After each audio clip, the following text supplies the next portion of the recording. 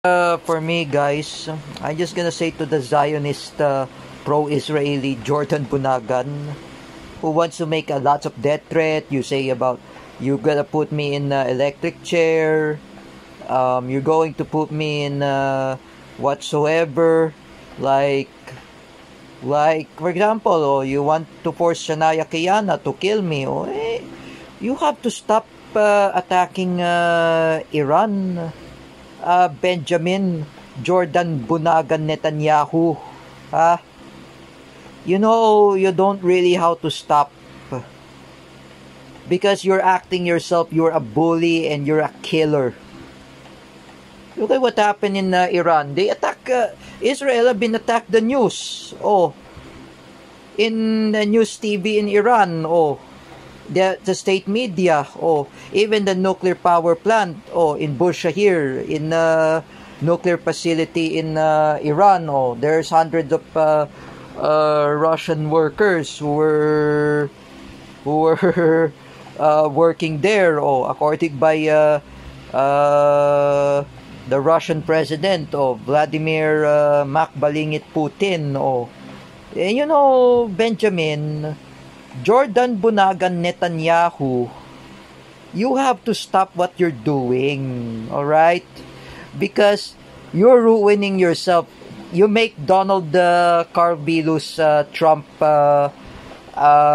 upset, and you make him a humiliation and shameless. It has to stop. We don't want World War III will be happen. You know what, Benjamin?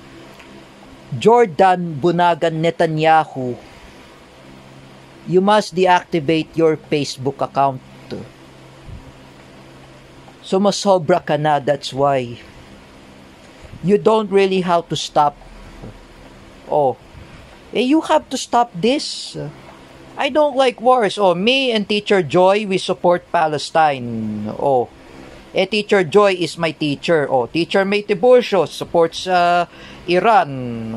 She supports Ali Aldrin Manasalas Khamenei. The supreme leader of Iran. Teacher May loves Iran. You know, in the basketball, in FIBA World Cup 2014, Iran has lots of players.